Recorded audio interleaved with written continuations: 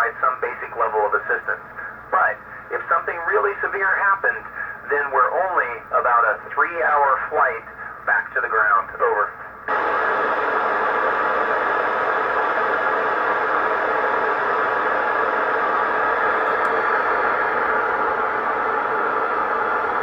Hey, Zach. Gabe's got a great question. There is a lot of space debris, and it's all over the place. But luckily, the sky that we're flying through is pretty big. So if something does come close to us, we just move the space station out of the way. And we use our engines on the Russian Progress vehicles to boost us into a different orbit. And then that way we don't hit whatever's floating around. Over.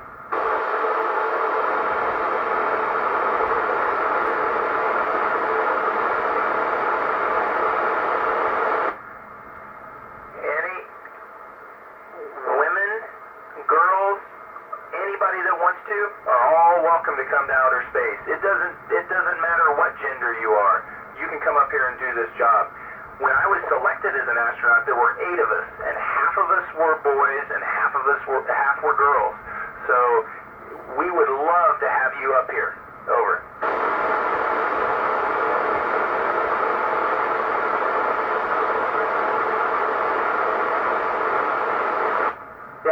One of the most important things that we can do is we can collect data. So we can look down at what's below us. We can look at the atmosphere. We can look at its composition and use our sensors on the space station to understand how things are changing. And then we give that information to people that make decisions in the government. So people who make decisions in everyday life, they can see that data and they can decide whether they want to help prevent problems. Over.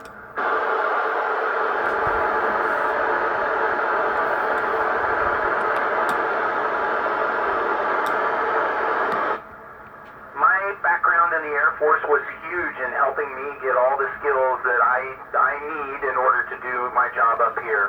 I got involved with flight tests, working on very complicated machines and making them do different things and new things that hadn't been done before. And that's pretty similar to what we do working on the space station and in the space program. So I think it gave me a lot of the skills that I needed in order to be successful. Over.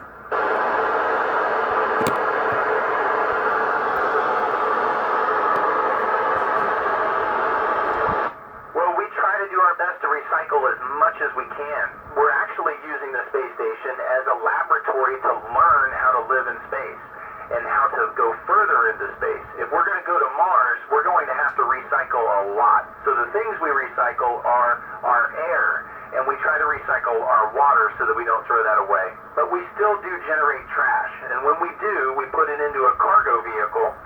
And we're loading one up right now, the Cygnus cargo vehicle. We'll fill it full of trash, and then when it separates from the space station, it'll burn up on re-entry. Over.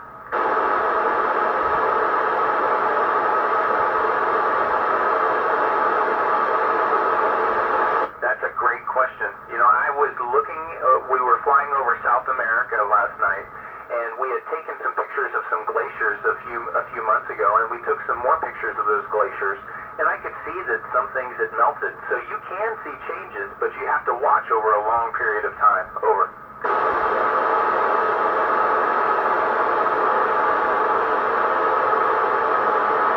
So Emma, when I fall asleep in my crew quarters, I'm in a sleeping bag, and it's barely tied down to the wall. So essentially, I'm floating. I don't touch anything.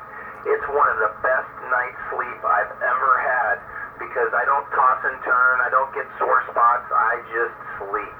Over.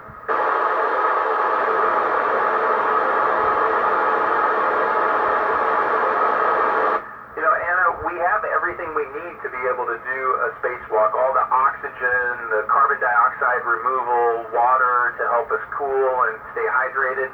So we plan for 6.5-hour spacewalks, and if we need to, we can go a little bit longer.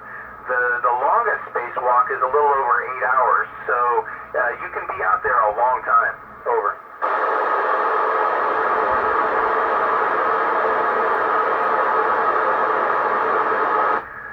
Well, some of my favorite foods up here are very similar to my favorite foods on the ground. I've got a bit of a sweet tooth, so some of the desserts up here are great. We've blueberry cobbler that's really good. I also like some of the little hard candies, but I also like eating Mexican food, and so fajitas are a really good treat up here as well. Over.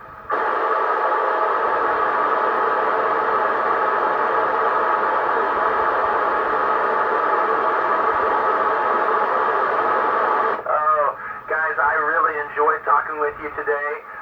Your questions were amazing, so I hope you have a great weekend, and keep looking up. Over.